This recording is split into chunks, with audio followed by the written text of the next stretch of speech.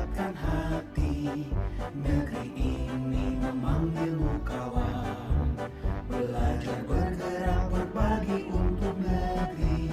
Guru penggerak majukan pendidikan. Guru penggerak menghamba pada murid. Kreatif rancang pembelajaran. Hargai potensi, tingkatkan prestasi. Lahirkan profil pelajar Pancasila. Belajar bergerak berbagi untuk negeri. Kita menjalin kolaborasi. Belajar bergerak berbagi untuk negeri. Demi bakti pada Ibu Pertiwi.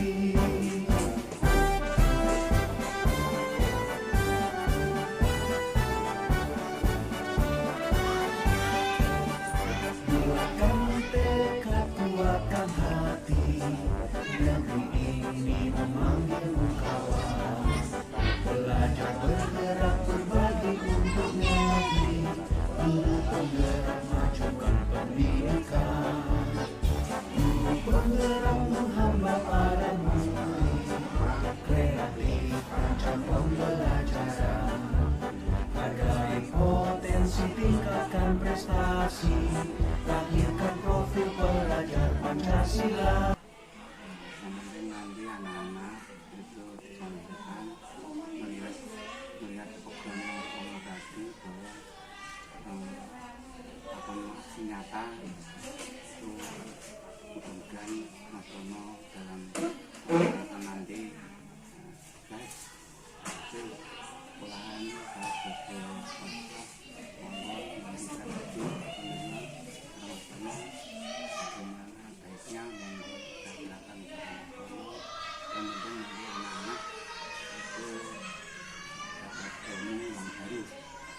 Terima kasih Pak Sumati untuk pemberian izinnya untuk melaksanakan proses aksi nyata tentang budaya positif.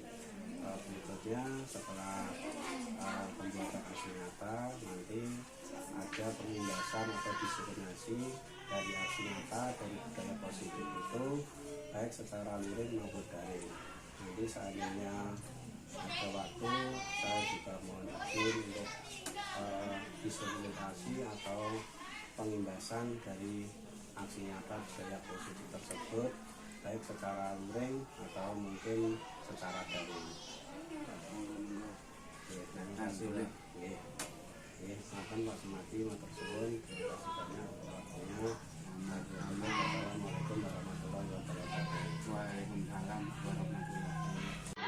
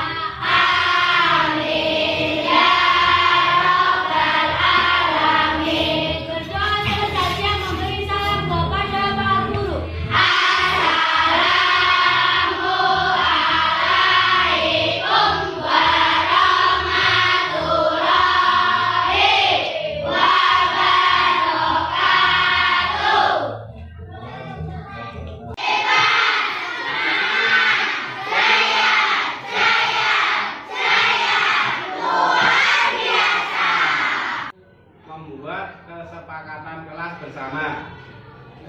Ya, sekarang silahkan tulis kesepakatan kelas dan sekolah impian yang menurut kalian inginkan. Ya, kesepakatan kelas yang kalian tulis apa yang kalian inginkan di pelajaran atau di kelas ini. Kemudian sekolah impian, menurut kalian sekolah impian itu apa? Kesepakatan kelas yang kalian tulis dan sekolah impian yang menurut kalian apa yang sudah ditulis di dalam kertas, silahkan dipapan di papan pajangan. Paham? Sudah siap? Ya, silahkan dipasang di papan pajangan. Ya, Beli. Ya, sudah. Ya, gantian. Itu, betul. Yang lain.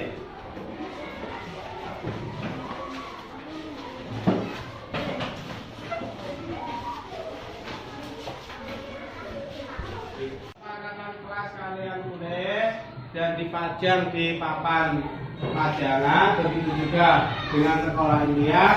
Kita baca satu-satu dari apa yang telah disampaikan oleh kalian maupun teman-temannya. Siap ya? Nah, kita mulai dari Andin. Kesepakatan kelasnya datang tepat waktu. Bagaimana? Nah, datang tepat waktu, setuju ya? Nah, yang pertama, datang tepat waktu. Terus yang kedua dari Amira, menjaga kebersihan. Bagaimana? Menjaga kebersihan.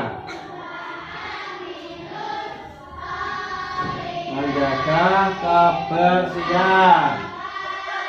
Terus yang ketiga dari Sally, belajar dengan sungguh-sungguh. Bagaimana? Nah, kita sepakati ya. Ya, belajar dengan sungguh-sungguh atau belajar dengan baik ya.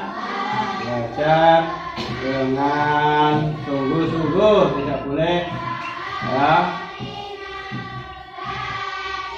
Belajar kurang sungguh-sungguh berarti. Kemudian yang keempat dari Eva, menghargai pendapat orang lain. Bagaimana? Ya, menghargai pendapat orang lain.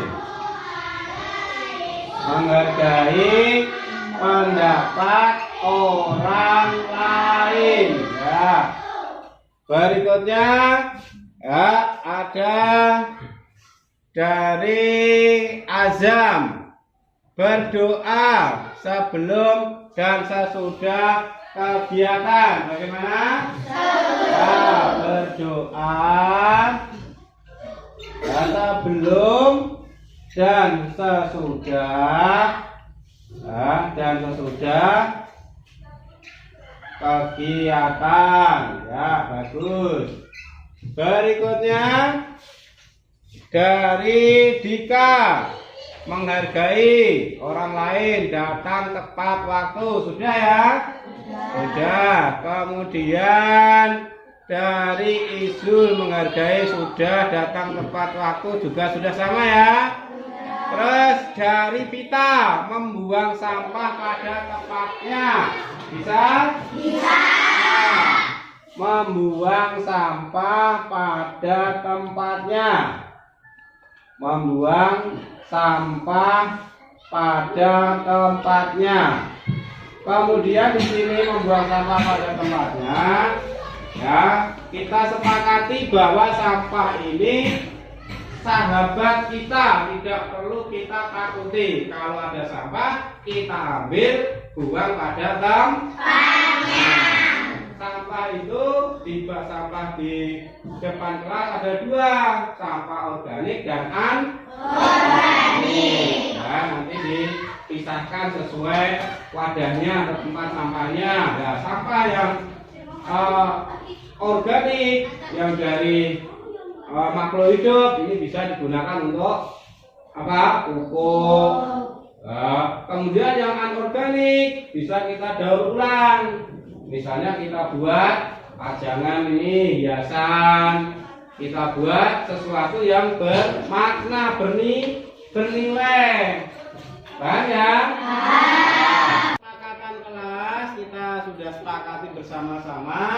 Ini karena ini kita bentuk bersama-sama, ini siap untuk dilaksanakan? Siap. Karena kita sepakati bersama, jadi kalian paham dan mengerti. Kemudian sekolah impian, apa yang kalian inginkan dari sekolah impian? Kita mulai dari Andin, sekolah yang bersih, nyaman dan tenang. Bagaimana? Ya, sekolah yang bersih, ya, sekolah yang bersih, nyaman dan tenang. Ya, dan tentram dan tenang. Ya. Terus kemudian ada lagi dari Celi, lingkungan sekolahnya rapi dan bersih. Bagaimana? Ya, lingkungan yang rapi dan bersih, hampir sama ya. Ya, bagaimana? Sudah kita sepakati ini ya, sekolah atau tempatnya menjadi bersih, nyaman dan tenang. Pembelajaran menyenangkan. Pembelajarannya ini ada lagi ya, nyaman dan tenang sama. Kemudian menghormati terhadap sesama dari azan, bisa ya? Ya, itu sekolah impian, nanti kita wujudkan bersama-sama. Jelas ya? Sudah, sekarang kita sudah menyepakati kesepakatan kelas dan sekolah impian yang kalian inginkan. Ya, semoga dengan adanya kesepakatan kelas ini menjadi budaya positif untuk kita laksanakan bersama-sama supaya ini menjadi budaya yang positif. Paham ya?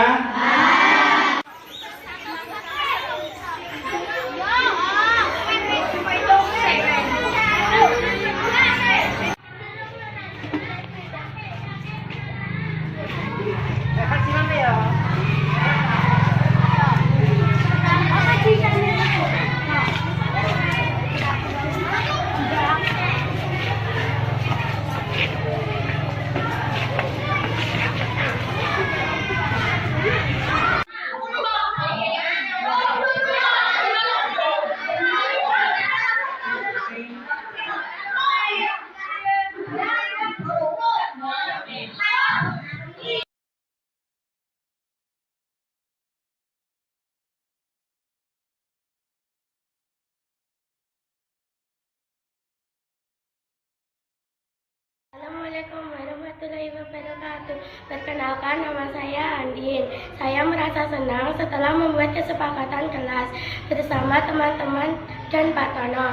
Saya dan teman-teman akan melaksanakan kesepakatan kelas agar kelas menjadi nyaman, bersih, dan menyenangkan. Terima kasih Pak Tono. Wassalamualaikum warahmatullahi wabarakatuh.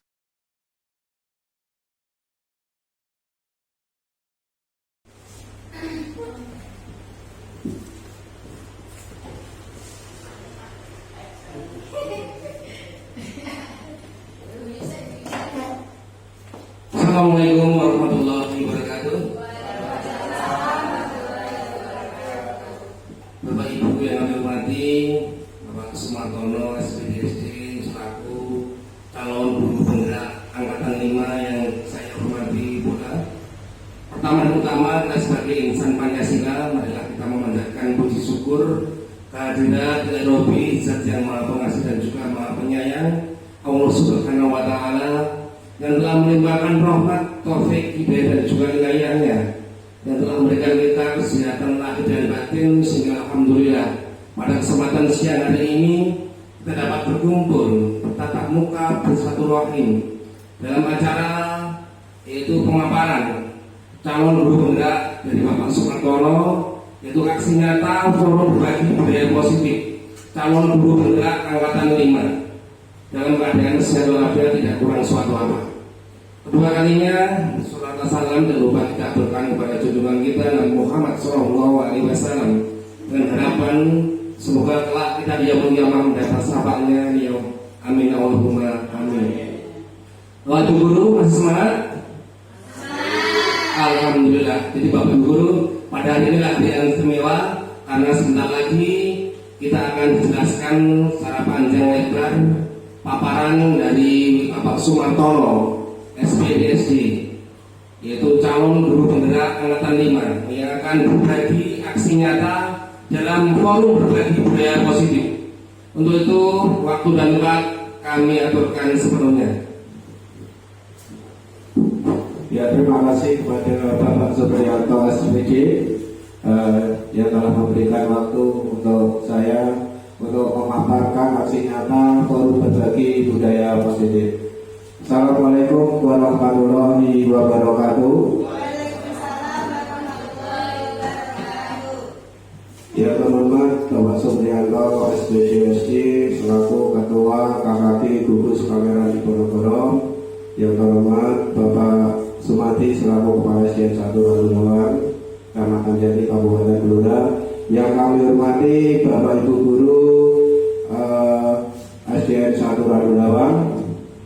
Terima kasih untuk telah meluangkan waktu untuk mengikuti forum berbagi budaya positif calon guru penggerak angkatan 5 di SDN 1 Radunawan ini. Pertama, mari kita mengucapkan syukur alhamdulillah kehadirat Allah Subhanahu wa taala bahwa kita pada hari ini masih diberi kesehatan sehingga kita dapat berkumpul di ruangan ini untuk mengikuti aksi nyata forum berbagi budaya positif. Yang kedua, sholawat dan salam mari kita aturkan kepada Nabi besar kita, Nabi Muhammad SAW. Semoga kita semua mendapat syafaat atau pertolongannya di yaumul qiyamah nanti. Allahumma amin. Langsung saja Bapak Ibu Guru, kita akan membahas tentang forum berbagi budaya positif calon guru penggerak angkatan 5 di SDN 1 Radunawan. Salam dan bahagia tidak lupa untuk kita semua. Assalamualaikum warahmatullahi wabarakatuh. Ya, mari Bapak Ibu Guru, sebelum kita mengikuti aksi nyata budaya positif, mari tenangkan hati dan pikiran. Arahkan semua perhatian untuk fokus belajar. Hadirkan rasa ingin tahu, syukur dan kebijaksanaan. Semoga melalui kegiatan ini kita dapat mendapat ilmu yang bermanfaat bagi kita maupun bagi anak didik kita. Untuk pertanyaan pemantik Bapak Ibu Guru, apakah Anda setuju dengan pernyataan ini? Yang pertama, hukuman dapat mendisiplinkan anak. Ya, menurut Bapak Ibu Guru setuju. Mungkin ada yang tidak setuju. Ya, ini nanti kita bahas. Ya, ini karena mungkin di kebanyakan sekolah atau model pembelajaran lama ini sebelum adanya angkatan guru penggerak ini seringkali disiplin ini menjadi hukuman ini menjadi cara untuk mendisiplinkan anak. Kemudian yang kedua, pemberian hukuman dengan hal positif seperti membaca atau membersihkan halaman sekolah dapat meningkatkan disiplin anak. Setuju atau tidak setuju Bapak Ibu Guru? Kira-kira alasannya apa Bapak Ibu? Ya, biar tidak dihukum lagi. Kemudian yang ketiga, memberi penghargaan dapat meningkatkan motivasi belajar anak. Jadi Bapak Ibu Guru menyimpulkan dari pertanyaan pemantik ini semua setuju. Baik, nanti setelah kita memahami disiplin positif, nanti kita akan tahu bagaimana dari pendapat Bapak Ibu tadi bisa menyimpulkan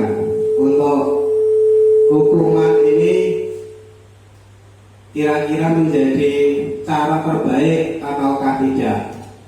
Topik dalam eksplorasi konsep di sini ada yang pertama adalah perubahan paradigma dari stimulus respon ke teori kontrol. Yang kedua, disiplin positif dan nilai-nilai kebajikan universal. Kemudian yang ketiga, teori, motivasi, hukuman dan penghargaan serta restitusi. Kemudian yang keempat, keyakinan kelas. Yang kelima, kebutuhan dasar manusia dan dunia berkualitas. Selanjutnya yang keenam, restitusi, yaitu 5 posisi kontrol. Dan yang terakhir, restitusi, yaitu dengan segitiga restitusi. Baik Bapak Ibu Guru, kita mulai dari perubahan paradigma. Mari Bapak Ibu kepalkan kepalan tangan atau kegiatan kepalan tangan. Ada A dan B. Coba Bapak Ibu Guru semua, ada A dan B. Yang A sebagai orang yang mengepalkan tangan, ambil secari kertas atau benda di dekatnya. Kemudian kepalkan tangan Anda. Kemudian temannya yang di sebelahnya akan mencoba dengan sekuat tenaga dengan berbagai cara untuk meminta Anda memberikan benda tersebut. Sebelumnya Bapak Ibu, yang posisi A adalah mungkin Bapak Ibu yang sebelah kanan di tempat duduknya ya. Jadi tuliskan benda atau sesuatu yang sangat berharga untuk Anda. Mungkin uang, mungkin apa, yang penting anggap itu benda paling berharga. Kemudian letakkan di salah satu tangan Anda dan genggam benda tersebut dengan segala daya. Buatlah sebuah kepala. Kemudian yang B, Bapak Ibu Guru yang sebagai posisi B, mencoba dengan sekuat tenaga dengan berbagai cara untuk meminta Anda memberikan benda tersebut. B bisa membujuk ya, supaya si A mau membuka kepala tangannya. Kemudian bisa mengancam, menghardik, merayu, menyuap apa saja agar dapat membuka kepala tangan Anda. Apa yang terjadi menurut Bapak Ibu Guru? Saling mempertahankan. Jadi si yang A tidak mau membuka kepala tangannya. Betul Bapak Ibu? Alasannya apa Bapak Ibu? Mungkin Bu Enda alasannya tidak mau membuka kepala tangan. Ya, karena benda itu berharga, jadi dipertahankan sekuat tenaga. Mungkin Bu Eka dibuka atau ditutup? Tetap ditutup. Tetap ditutup. Alasannya? Ya, jadi berharga harus dipertahankan sekuat tenaga. Bagaimana mungkin Pak Wasito menanggapi dibuka atau dilepas? Menurut saya dipertahankan tutupnya supaya apa? Rasanya supaya dia kuat, tidak mudah tergoyah dari serangan lawan atau pada intinya adalah akan mempertahankan kepala tangannya karena menganggap yang ada di kepala tangan itu adalah benda yang sangat berharga. Ya, jadi pada dasarnya di sini ada hubungannya nanti dengan teori kontrol. Nah, ya perubahan paradigma teori kontrol atau ilusi kontrol ini berarti secara ilusi atau tidak mungkin pandangan yang tidak sebenarnya pandangan ini mungkin sudah dilakukan Bapak Ibu Guru dan dianggap mungkin ini adalah cara yang Bapak Ibu Guru yang sudah lakukan di murid. Jadi murid ini seolah-olah didikte,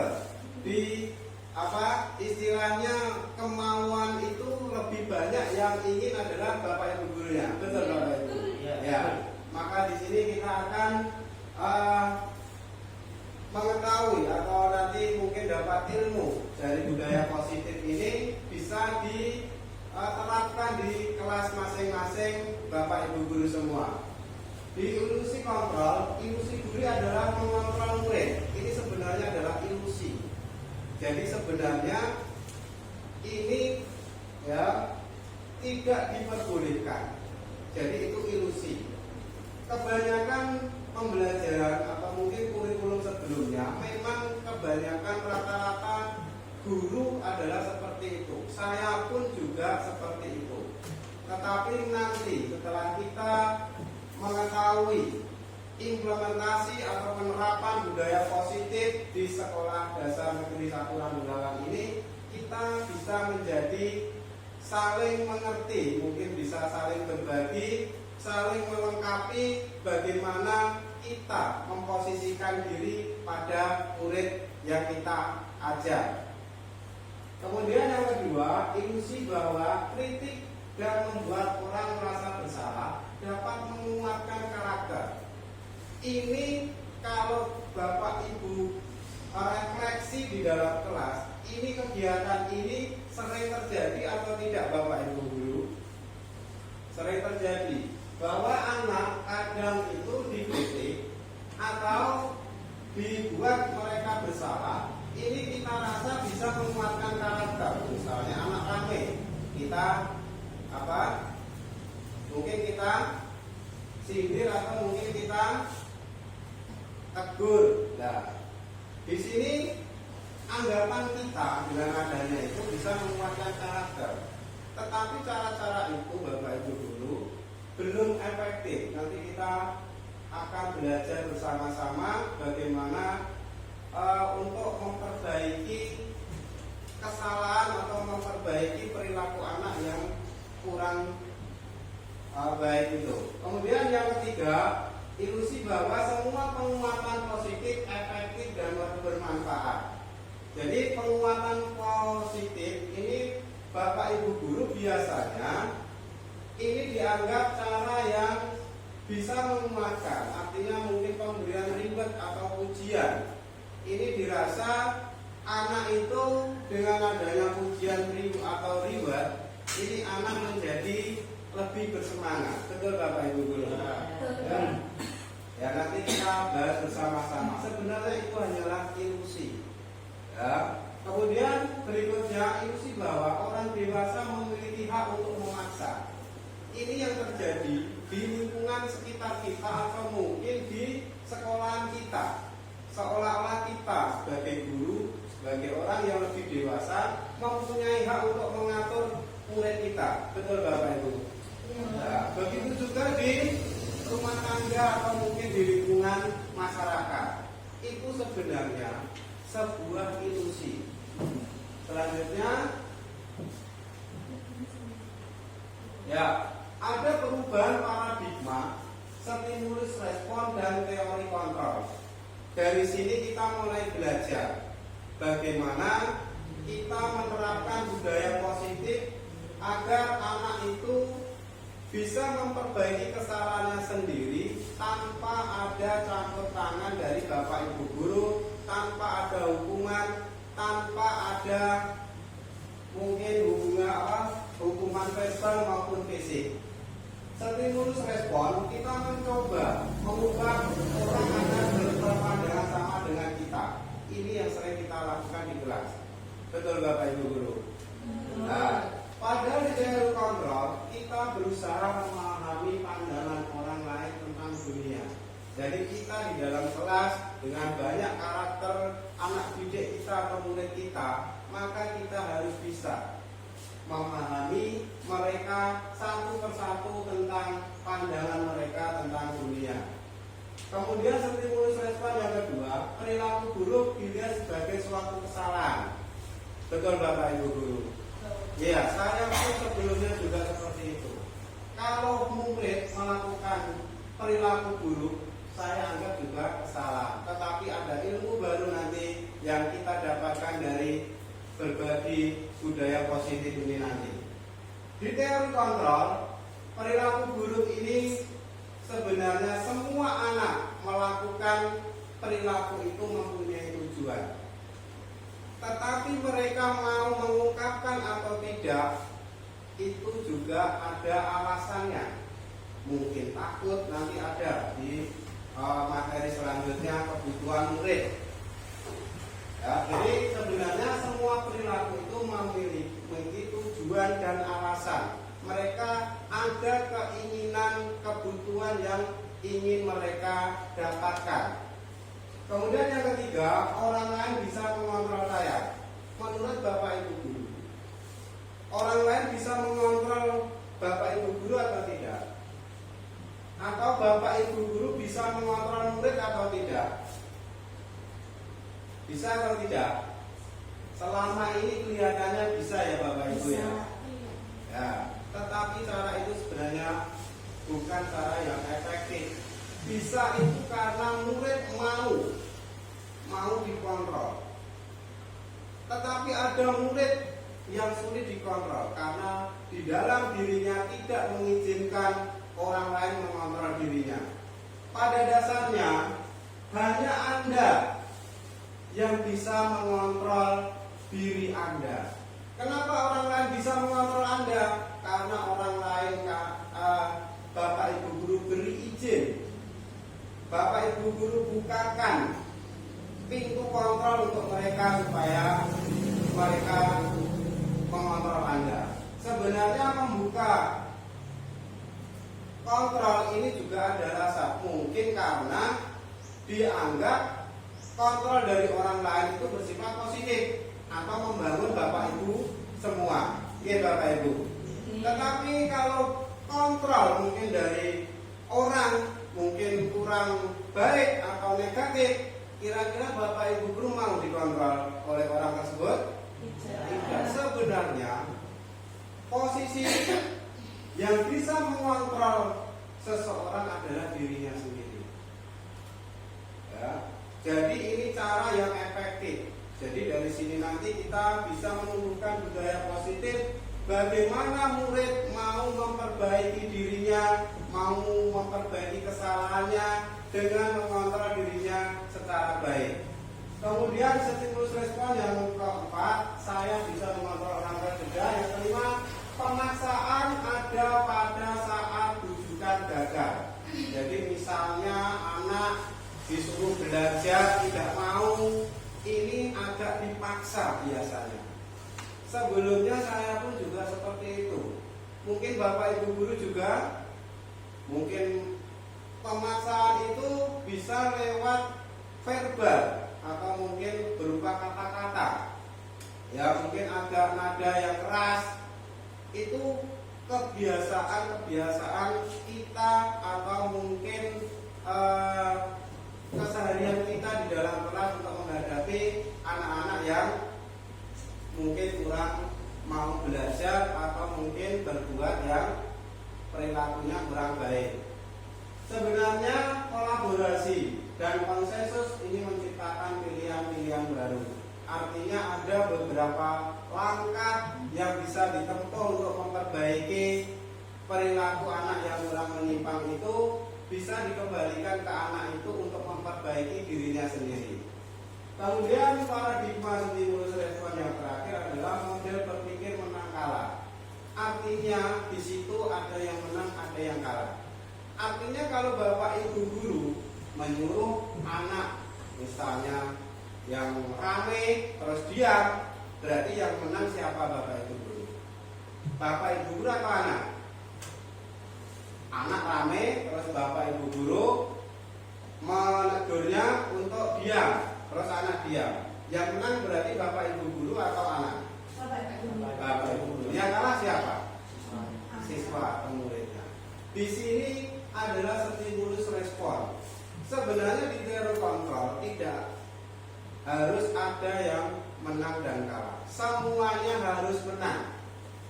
Maka model berpikir menang dan menang. Artinya bagaimana kita memperbaiki kesalahan anak tersebut supaya kita juga menang, anak juga menang. Karena perubahan itu berasal dari diri kita masing-masing. Begitu juga perubahan pada murid. Jadi murid itu melakukan perubahan itu lebih baik dari dirinya murid itu sendiri atau dari bapak ibu gurunya. Lebih efektif yang mana menurut bapak ibu guru? Ya, dari murid, karena dia yang mempunyai apa? Diri gitu, dirinya sendiri. Berikutnya ya, kita mulai ke disiplin positif. Ya. Disiplin positif, ini ada konsep disiplin positif. Kebanyakan orang akan menghubungkan kata disiplin dengan kata tertib, teratur, dan kepatuhan pada peraturan. Yang dinamakan disiplin biasanya yang mematuhi tata tertib, yang mematuhi peraturan. Betul Bapak Ibu? Betul. Nah, selama ini memang seperti itu. Ya, makanya dengan adanya program guru penggerak diharapkan menjadi agen transformasi perubahan. Paradigma yang tadi harus diubah dengan paradigma baru. Berikutnya, kata disiplin juga sering dihubungkan dengan hukuman. Bagi anak yang kurang disiplin, maka akan mendapat hukuman. Betul Bapak Ibu? Betul. Ya. Kemudian, padahal itu sungguh berbeda. Karena belajar tentang disiplin positif tidak harus dengan memberi hukuman. Justru itu adalah salah satu alternatif atau pilihan terakhir dan bahkan tidak digunakan sama sekali. Berikutnya, makna kata disiplin ini ada beberapa. Berdasarkan budaya, disiplin ada sesuatu yang dilakukan seseorang pada orang lain untuk mendapatkan kepatuhan.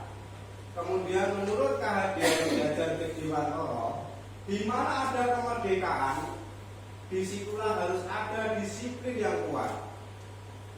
Sungguh pun disiplin itu bersifat self-disiplin, yaitu kita sendiri yang menentukan. Pada dasarnya disiplin, maka di pelajaran itu sebenarnya disiplin adalah dimulai dari diri sendiri. Di situ sudah ada sebenarnya. Tetapi konsep-konsep penanganannya ini yang mungkin belum ada ilmunya. Kebanyakan guru dituntut untuk menyelesaikan materi, dituntut untuk mengejar nilai, KKM-nya berapa. Sebenarnya di kurikulum Merdeka mungkin dari kelas 1 dan kelas 4 yang sudah mulai tahun ini tidak ada KKM. Ya, karena di situ kurikulumnya adalah Merdeka Belajar. Jadi di situ anak dimerdekakan, artinya pembelajaran harus berpusat pada anak. Segala kebutuhan anak dalam pembelajaran harus dipenuhi oleh Bapak Ibu guru.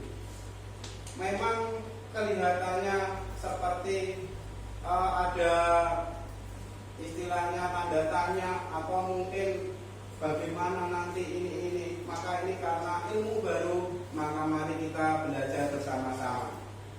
Jadi itu nanti ada pembelajarannya, yaitu pembelajaran berdiferensiasi.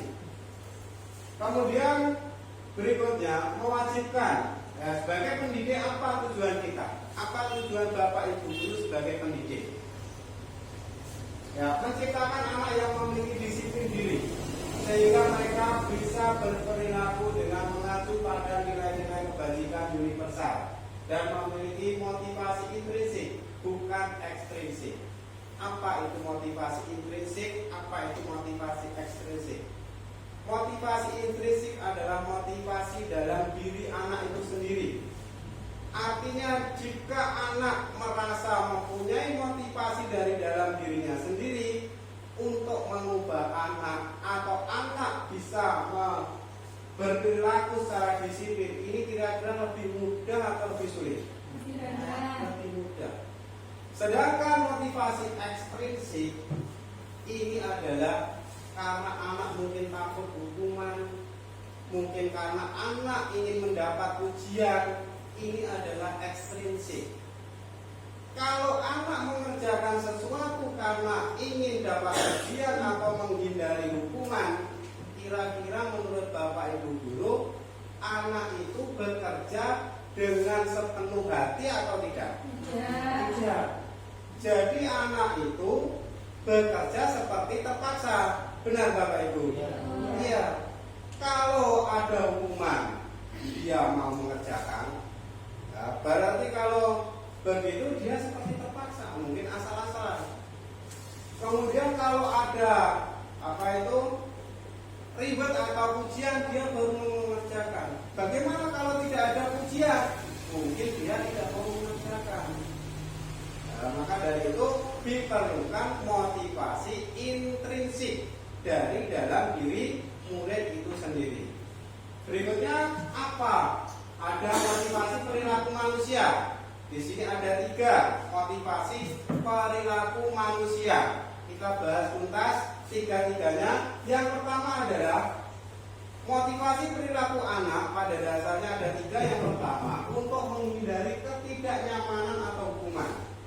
Mungkin anak atau murid di kelas Bapak Ibu dulu ada yang seperti ini. Ada kira-kira Bapak Ibu? Ada. Nah, mungkin mengerjakan asalan yang penting mengerjakan, karena dia mengerjakan hanya untuk menghindari ketidaknyamanan atau hukuman. Ini adalah tingkat terendah. Tingkat terendah dari motivasi perilaku manusia. Biasanya orang akan bertindak untuk menghindari masalah yang akan timbul. Orang dengan motivasi ini akan bertanya, apa yang akan terjadi apabila saya tidak melakukannya? Mungkin di kelas Bapak Ibu guru ada yang seperti itu, anak mengerjakan mungkin sama takut dihukum gurunya. Ada Pak Matito? Ada Pak. Ada. Bu Puji mungkin ada? Ada Pak. Ya, Bu Eda? Banyak. Bu Atin? Ya, Bu Eka? Ya, Bu Dwi? Ada. Ya, mungkin Pak Pri juga ada. Ada. Kemudian motivasi perilaku manusia ini ada yang untuk mendapatkan imbalan atau penghargaan dari orang lain. Ini biasanya yang muridnya agak pandai atau pandai ya, mau maju kalau dipuji. Ya, kadang seperti cari perhatian ya Bapak Ibu. Ya. Pada tingkat motivasi ini orang akan berperilaku untuk mendapatkan imbalan atau penghargaan dari orang lain. Orang dengan motivasi ini akan bertanya, apa yang akan saya dapatkan apabila saya melakukannya? Maka dari itu sebenarnya pemberian reward atau imbalan ini juga kurang diperkenankan. Karena apa? Ini sifatnya sementara. Sifatnya apa Bapak Ibu? Sementara. Apa artinya sementara? Jika tidak ada reward atau imbalan, maka dimungkinkan anak tersebut tidak mau melakukan pekerjaan. Betul? Betul. Misalnya Bapak Ibu di rumah, ya, ada anaknya. Nah, ini belikan gula misalnya. Mungkin terus ini saya kasih uang buat jajan. Berikutnya, mungkin kalau tidak dikasih uang, tidak mau. Maka dari itu, dari sini kita bisa belajar bahwa pemberian hukuman maupun ujian atau reward ini kurang diperkenankan. Karena untuk hukuman ini sifatnya bisa membekas lama di hati anak itu, bisa menghancurkan potensi anak dalam pembelajaran, bisa menjadi pendendam, ya, mungkin bisa menjadi anak itu menjadi putus asa atau patah semangat. Jadi, dan begitu juga dengan pemberian ujian ini bersifat sementara. Artinya anak tersebut melakukan itu karena ada alasan, ada yang ingin didapatkan. Kemudian motivasi yang ketiga adalah untuk menjadi orang yang mereka inginkan dan menghargai diri sendiri dengan nilai yang mereka percaya. Ini adalah motivasi yang kita harapkan sesuatu karena nilai yang mereka yakini dan hargai, dan mereka melakukannya karena mereka ingin menjadi orang yang melakukan tersebut dengan motivasi yang dari internalnya, dari dalam dirinya, untuk memiliki disiplin positif yang bersifat internal bukan eksternal, bukan karena hukuman, bukan karena ujian, tapi karena ingin menjadi orang yang mereka inginkan. Orang dengan motivasi ini akan bertanya, akan menjadi orang seperti apa? Nah, jika saya melakukannya sebagai anak mempunyai cita-cita, oh dengan ini maka saya mampu untuk capai cita-cita itu. Berikutnya, ya, tujuan dari disiplin positif adalah menanamkan motivasi. Yang ketiga pada murid, yaitu untuk menjadi orang yang mereka inginkan dan menghargai diri sendiri dengan nilai yang mereka percaya. Jadi tujuan disiplin positif adalah untuk mendisiplinkan anak tadi untuk motivasi secara internal. Kemudian kebutuhan dasar. Pada dasarnya semua manusia mempunyai kebutuhan dasar. Betul Bapak Ibu? Ada berapa kebutuhan dasar? Ada 5, betul. Apa yang disampaikan Bu Enda? Kebutuhan dasar manusia ada 5. Yang pertama adalah kebutuhan bertahan hidup atau survival. Ya, pada dasarnya ada anak yang ingin memenuhi kebutuhan bertahan hidup. Kemudian yang kedua, cinta dan kasih sayang, kebutuhan untuk diterima. Kadang di dalam kelas anak suka ngarep pada gurunya. Ada yang seperti itu Bapak Ibu? Dan itu pada dasarnya anak ingin dipenuhi kebutuhan kasih sayangnya. Kemudian kebutuhan yang ketiga, penguasaan, kebutuhan pengakuan atas kemampuan. Ada anak yang pandai, ya, biasanya ingin dipuji. Iya Bapak Ibu, ya, ingin pendapatnya diterima. Nah, ini adalah sebenarnya mereka ingin dipenuhi kebutuhan penguasaannya, kebutuhan pengakuan atas kemampuan. Di dalam kelas biasanya ada beberapa anak seperti itu, kadang mengganggu anak yang lain, anak yang merasa bisa, kadang semua pertanyaan dikuasai, seolah-olah dia menjadi terlalu aktif. Ada yang seperti itu Bapak Ibu? Ada. Itu karena anak tersebut ingin diakui atau ingin mendapatkan kebutuhan dasarnya, yaitu pengakuan atas kemampuannya dari materi itu. Kemudian kebebasan. Ada kebutuhan kebebasan, yaitu adalah kebutuhan akan pilihan. Di dalam kelas ada kadang anak yang rame. Ada Bapak Ibu? Sebenarnya mereka itu adalah ingin dipenuhi kebutuhan kebebasannya. Ada anak kadang berperilaku aneh. Iya, ada. Kadang itu seperti mungkin rambutnya panjang, ada. Itu karena ingin bebas, dia memiliki kebutuhannya, kebebasannya. Kemudian kebutuhan kesenangan, kebutuhan untuk merasa senang. Ada anak mungkin di dalam kelas mungkin berpakaian atau berpenampilan yang lucu, unik. Ada yang seperti itu mungkin karena ingin dipenuhi kebutuhan kesenangannya.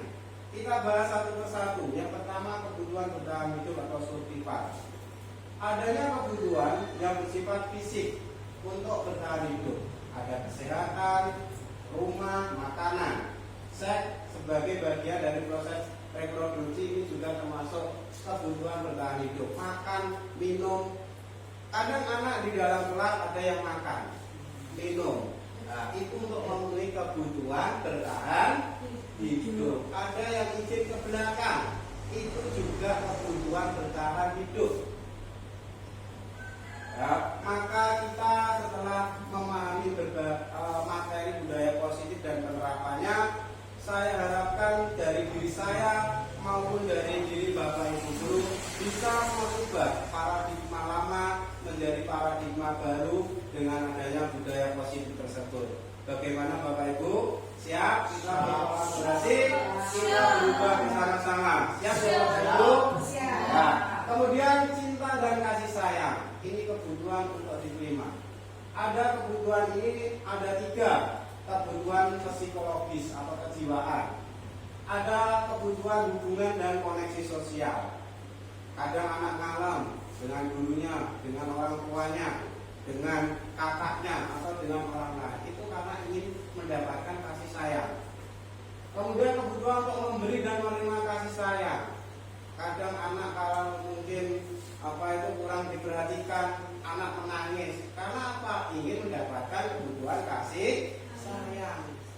Kemudian kebutuhan untuk merasa menjadi bagian dari suatu kelompok. Kadang anak saat kita bentuk kelompok, anak yang tidak mendapat kelompok, ada yang kadang menangis. Iya Bapak Ibu? Iya Pak. Iya. Karena apa? Merasa tidak mendapat cinta dan kasih sayang. Kenapa saya disendirikan? Kemudian kebutuhan yang ketiga,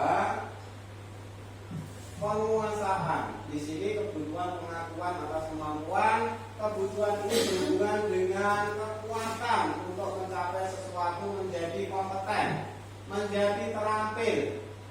Kamu ada yang mungkin anak di rumah bisa naik sepeda motor, cerita dengan bapak ibu gurunya atau dengan temannya. Apa tujuan mereka cerita? Adalah untuk memenuhi kebutuhan penguasaannya. Ada anak yang terampil, misalnya membuat sesuatu, bercerita. Itu karena anak ingin dipenuhi kebutuhan penguasaannya. Ya. Kemudian kebutuhan yang keempat, kebebasan. Di sini kebutuhan akan otonomi, memiliki pilihan dan mampu mengendalikan arah hidup seseorang. Jadi dengan kebebasan ini anak maka jika melakukan sesuatu ditanya kebutuhan apa yang anak ingin dapatkan. Kadang anak suka rame, ada anak suka hentakkan kakinya atau memukul-mukul meja karena sambil nyanyi-nyanyi. Kadang ada yang seperti itu ya Bapak Ibu ya. Nah itu sebenarnya untuk memenuhi kebutuhan kebebasan dan kesenangan. Karena kebebasan dan kesenangan mirip ini. Kemudian kesenangan yang kelima, kebutuhan untuk merasa senang adalah untuk mencari kesenangan. Bisa bermain, tertawa. Maka kadang anak di dalam kelas ini bermain sendiri. Dengan adanya 5 kebutuhan dasar yang manusia yang dipenuhi itu, saya rasa jika ada anak yang melakukan suatu tindakan yang kurang baik, maka ditanya dahulu kebutuhan apa yang ingin anak dapatkan. Dengan mengetahui kebutuhan anak yang ingin didapatkan, kita bisa mengambil posisi kontrol untuk memperbaiki perilaku anak tersebut. Nah, ini kita posisi kontrol. Ada 5. Di sini ada penghukum. Menurut Diana Besar ada 5 posisi kontrol. Bapak Ibu guru di dalam kelas sebenarnya ada 5 posisi kontrol. Dari 5 posisi kontrol ini, menurut Bapak Ibu guru, mana yang terbaik?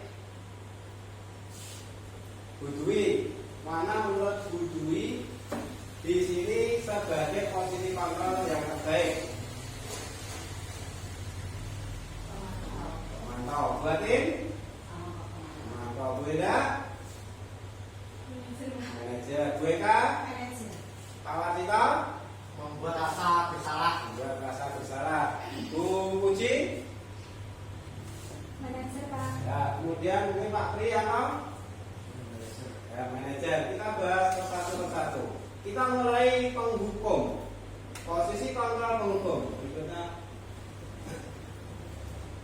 Sebagai penghukum, ya, seseorang menghukum bisa menggunakan hukuman fisik maupun verbal. Untuk saat ini hukuman fisik mungkin jarang terjadi ya Bapak Ibu. Kalau dulu mungkin saya waktu kecil sering di dalam kelas itu anak yang mungkin kurang pandai atau sering melanggar aturan ini ya banyak mendapatkan hukuman fisik maupun hukuman verbal. Mungkin saat ini yang masih terjadi adalah hukuman verbal. Apa itu hukuman verbal? Hukuman verbal adalah hukuman yang mengenai perasaan anak itu. Berarti melalui kata-kata yang kurang enak didengar. Mungkin ada anak di bentak atau anak mungkin di caci maki atau lain-lainnya. Ini adalah hukuman verbal. Setelah hukuman fisik banyak terjadi kasus-kasus yang menjadi guru mungkin trauma karena nanti dilaporkan. Hukuman verbal ini masih ada beberapa 1-2 sekolah atau mungkin lebih masih terjadi. Di sini penghukum di sini sebenarnya bisa menyebabkan anak menjadi pendendam. Ya, menjadi pendendam, bisa menjadi anak di dalam pembelajaran ini mati potensinya, kurang berkembang. Kemudian posisi yang kedua membuat orang merasa bersalah. Biasanya guru bersuara lebih lembut, tetapi di sini lembutnya itu menyindir. Kemudian yang ketiga, teman. Guru pada posisi ini tidak akan menyakiti murid, namun tetap berupaya mengontrol murid melalui persuasi sebagai teman. Tetapi kadang kalau guru menjadi teman, kadang anak terus tidak ada rasa sungkan unggu di sini. Tetapi kadang kita juga bisa memposisikan sebagai teman untuk mengetahui mungkin latar belakang anak, permasalahan anak. Kadang anak ada yang tertutup masalahnya. Kemudian memantau, memonitor, berarti mengawasi. Hanya mengawasi, berarti guru ini memberikan aturan, memberikan peraturan. Kalau ada anak yang melanggar, maka ada konsekuensinya. Kemudian yang kelima, terakhir, manajer. Ada respon yang menunjukkan tanggung jawab guru dalam posisi terakhir. Manajer adalah posisi mentor, di mana guru berbuat sesuatu bersama dengan murid, mempersilahkan murid mempertanggungjawabkan perilakunya, kemudian mendukung murid agar dapat menemukan solusi atas permasalahan sendiri. Disinilah Bapak Ibu guru diharapkan mampu menjadi posisi manajer. Kemudian berikutnya, ya, ada posisi guru 1 penghukum, guru 2 pembuat rasa bersalah, guru 3 teman, guru 4 pengawas, dan guru 5 manajer. Dari situ jelas tindakan penghukum memarahi, mengkritik, membuat merasa bersalah, mendiamkan. Sebagai teman membuat pemakluman karena sahabat. Kemudian pengawas memantau, mencatat. Guru sebagai manajer bertanya dan membuat kesepakatan. Untuk 5 posisi ini yang paling bagus berarti posisi apa Bapak Ibu? Manajer. Mari kita sebagai guru berlatih sedikit demi sedikit untuk bisa menjadi posisi manajer. Kita kembalikan permasalahan itu pada anak dan biarkan anak untuk memperbaiki kesalahan atau perilaku yang kelihatannya kurang baik. Ini biar anak mempunyai motivasi intrinsik untuk mengubah perilakunya itu. Berikutnya, ya, di sini ada contoh video posisi kontrol guru. Dari video ini nanti kita bisa melihat bagaimana perilaku yang sebagai kontrol penghukum, bagaimana sebagai pembuat orang bersalah, teman, atau kemudian pemantau dan manajer. Silakan silakan disimak Bapak Ibu.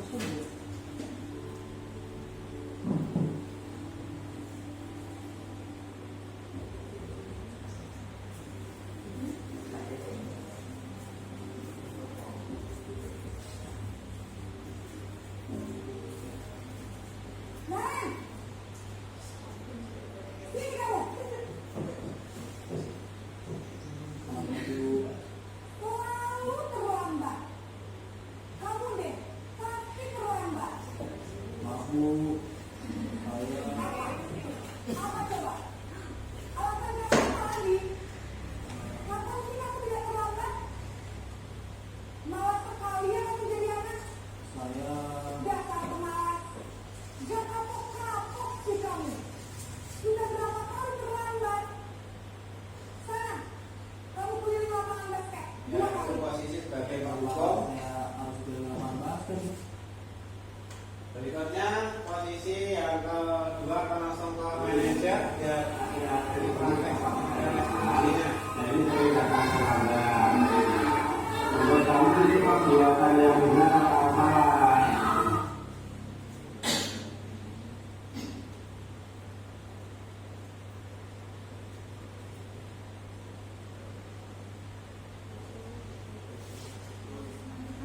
Yang video terakhir ya posisi manajer saja yang nanti mungkin bisa kita hitung.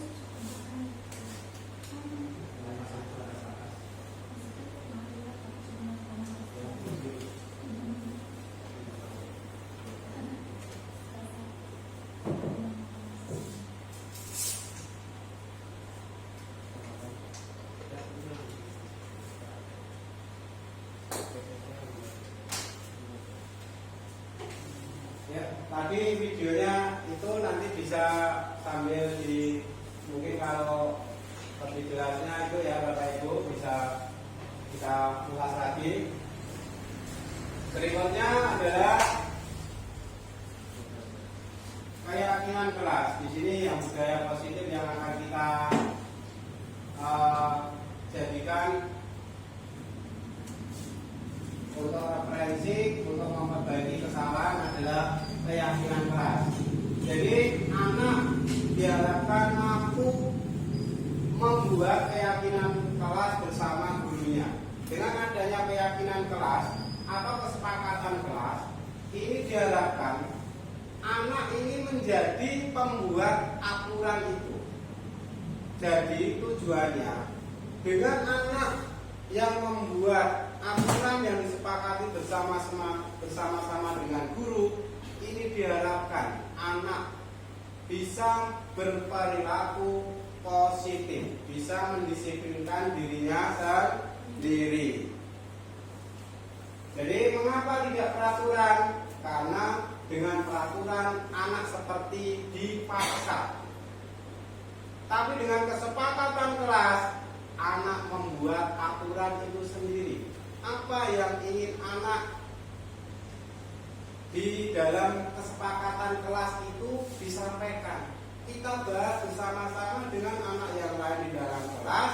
Kita sepakati, kita tempelkan atau kita pajang di dalam kelas.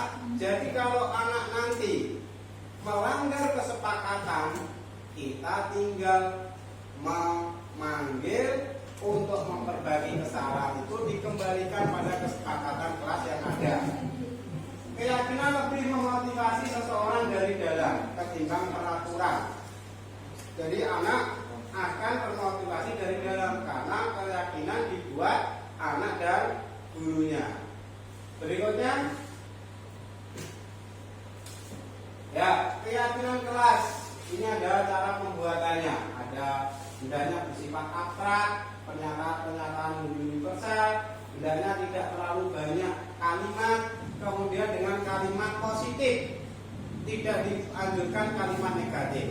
Contohnya kalimat negatif itu ada yang menggunakan kata tidak, maka kadang tidak boleh membuang sampah di sembarangan, itu kalimat negatif. Yang benar harusnya kalimat positif. Bagaimana untuk mengganti tidak boleh membuang sampah di sembarangan di tempat? Diganti membuang sampah pada tempatnya. Jadi anak lebih memahami kalimat positif ketimbang kalimat negatif. Jadi begitu, tidak boleh ada kata tidak. Ya, ini lebih efektif di mengerti anak. Kemudian selanjutnya, ya ada peraturan, ada yang keyakinan kelas. Di peraturan anak ini biasanya selalu kembalikan buku di tempatnya. Tapi kalau keyakinan kelas ini tanggung jawab. Kemudian dilarang mengganggu orang lain, harusnya saling menghormati, dan seterusnya. Dilarang membuang sampah sembarangan, diganti kalimat keyakinan kelas apa? Membuang sampah pada tempatnya. Berikutnya segitiga restitusi. Lalu langkah-langkah naik berikutnya, langkah-langkah segitiga restitusi. Ini pengertian adalah menciptakan kondisi bagi anak atau murid untuk memperbaiki kesalahan mereka. Jadi mereka bersalah, dikembalikan pada mereka untuk memperbaiki nyasar diri. Berikutnya, ya, manfaat segitiga restitusi adalah membantu murid menjadi lebih memiliki tujuan, disiplin positif, dan memulihkan dirinya setelah berbuat salah. Tujuannya menjadi orang yang menghargai nilai kebajikan yang mereka percayai yang telah dibuat dalam kesepakatan kelas sebelumnya. Berikutnya, adapun langkah-langkah segitiga restitusi, ya, ciri-cirinya itu langsung langkah-langkah. Ada 3 langkah segitiga restitusi. Yang pertama adalah menstabilkan identitas. Jika anak berbuat salah, maka ada kebutuhan dasar yang mereka tidak terpenuhi. Tadi sudah saya jelaskan. Jadi di sini anak melakukan kesalahan ada tujuan. Teori kontrol kita harus tahu bahwa melakukan yang terbaik yang bisa kita lakukan. Karena apa? Yang bisa mengontrol adalah diri anak itu sendiri. Langkah yang kedua adalah memvalidasi tindakan yang salah, yaitu dengan memahami kebutuhan dasar yang mendasari anak melakukan kesalahan. Serta langkah ketiga, menanyakan keyakinan. Setelah itu, keyakinan apa yang telah dilanggar anak? Kita tanyakan. Kemudian setelah menanyakan, langkah apa untuk memperbaiki kesalahannya. Jadi setelah itu kita sampai beri pertanyaan pemantik sampai anak itu ada langkah untuk mau merubah dirinya sendiri. Berikutnya, ya, contoh kalimat pada segitiga restitusi. Pada tahap pertama, ini menstabilkan identitas, berbuat salah itu tidak apa-apa. Karena setiap orang pasti pernah melakukan kesalahan. Tidak ada manusia yang sempurna. Bapak Ibu guru tidak tertarik mencari siapa yang salah, tapi Bapak Ibu ingin mencari solusi dari permasalahan itu. Ini adalah memvalidasi menstabilkan identitas. Dan langkah yang kedua, kamu pasti punya alasan. Tadi ya sudah saya jelaskan. Alasannya apa? Kebutuhan dasar yang ingin dipenuhi apa? Dan langkah yang ketiga, menanyakan keyakinan kelas. Apa yang telah dilanggar? Kemudian langkah apa yang akan diperbaiki setelah melanggar keyakinan kelas itu? Berikutnya, video restitusi. Ya, sebelum kita ke implementasi, kita video restitusi praktek segitiga restitusi. Ya, ini ada murid yang terlambat. Kita bagaimana penanganannya supaya anak ini mau memperbaiki kesalahannya. Jadi saya akan terlambat. Untuk kamu itu perbuatan yang benar apa? Melakukan dengan baik. Kemudian yang tahu perbuatan tidak baik, silakan kamu Menstabilkan identitas, validasi tindakan yang salah, ya, berikutnya implementasi atau penerapan budaya positif di kelas. Ini ada video, sebenarnya videonya awalnya banyak yang bawah itu, tapi kita khusus kesepakatan kelas. Ada sekitar 7 menit. Ya, kita buat kesepakatan kelas dan selanjutnya mungkin anak bisa dibagikan dengan kertas yang bisa ditempel itu. Nanti ditempelkan dan kita sepakati bersama-sama. Ya, kesepakatan kelas yang kalian tulis apa yang kalian inginkan. Kemudian ada kelas sekolah impian.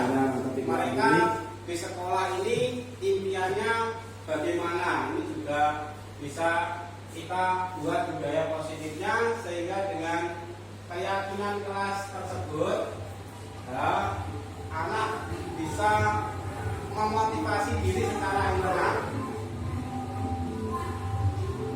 Nah, ini gabungan sebenarnya ada banyak budaya positif seperti yang kemarin kita berdoa sebelum pelajaran dan ayat-ayat, bacaan ayat. Ya.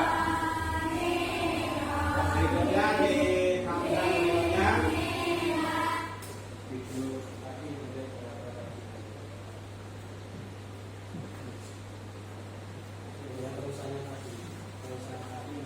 Ada beberapa budaya positif selain keyakinan kelas, seperti ya, pada waktu gotong royong Bapak Ibu guru dengan murid menanam untuk menciptakan sekolah impian, yaitu sekolah yang nyaman, bersih, dan menyenangkan.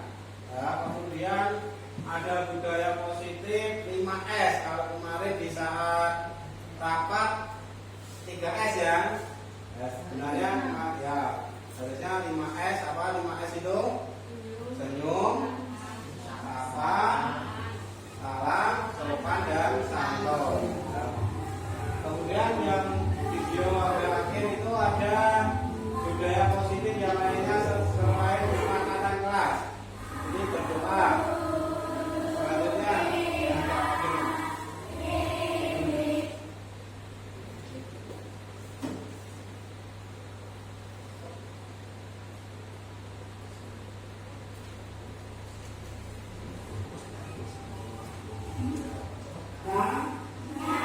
budaya positif, ini kita langsung ya simpulkannya, membuat kesepakatan kelas dan sekolah impian dari setelah anak menempelkan kertas tadi, kita sepakati dari setiap anak kita bacakan, terus kita sepakati bersama-sama.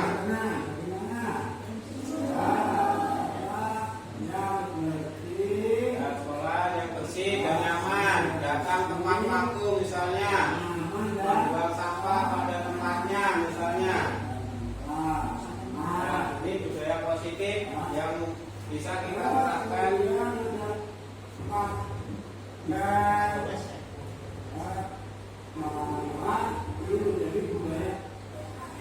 Dan ini ada budaya positif, yaitu melakukan pembelajaran di luar kelas secara berkelompok, ya, kemudian memisahkan sampah organik dan anorganik.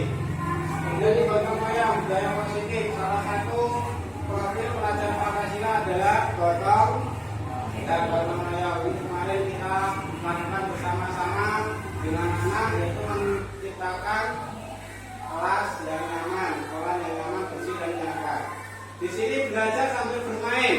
Mungkin di kelas 1 dan 4 sudah memahami kodrat anak adalah bermain. Jadi anak di dalam pembelajaran ini kita selingi dengan permainan.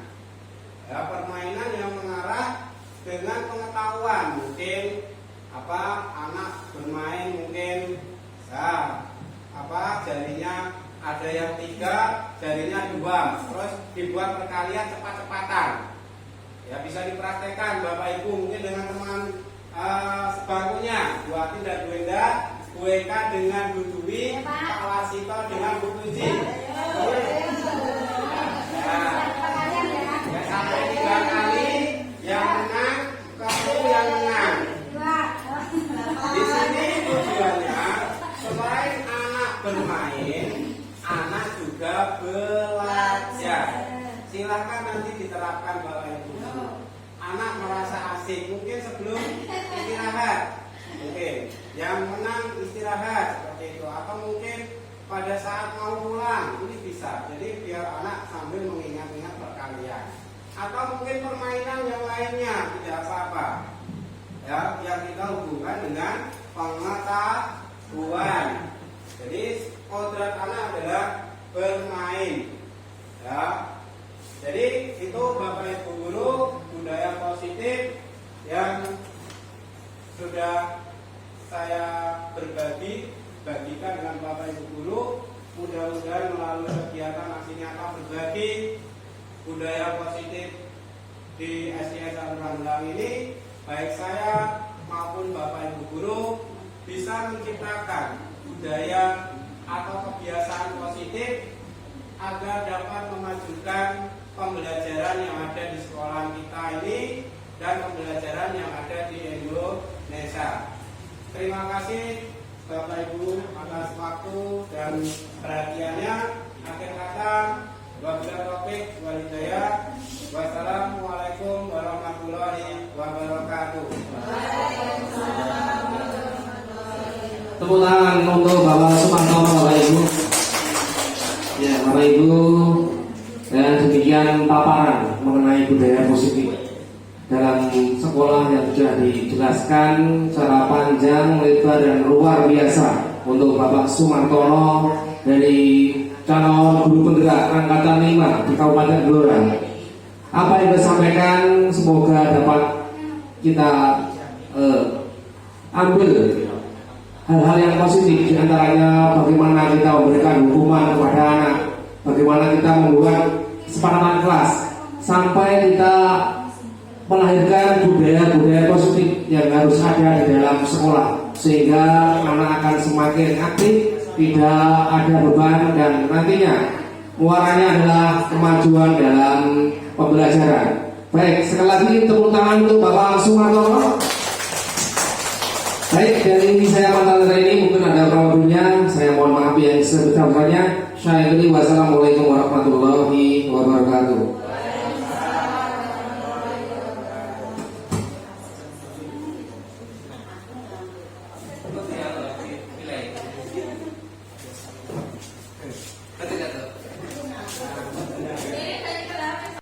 Assalamualaikum warahmatullahi wabarakatuh. Perkenalkan, saya Boneka, rekan sejawat dari Awartono, SD 1 Jawa. Menurut saya, setelah menerapkan budaya positif, kesepakatan kelas, anak-anak mesti merasakan disiplin yang tinggi, tanggung jawab, kesadaran, dan saling mengingatkan kepada teman-temannya dalam menciptakan suasana kelas yang nyaman, bersih, dan tertib, sehingga pembelajaran menjadi lebih menyenangkan dan nyaman. Jadi kesepakatan kelas ini benar-benar memberikan dampak positif bagi anak-anak. Dan kepada saya pribadi sebagai guru kelas 2, saya mengucapkan terima kasih kepada Pak Martono telah berbagi ilmu kepada saya. Tetap semangat demi tercapainya pembelajaran atau pendidikan di Indonesia yang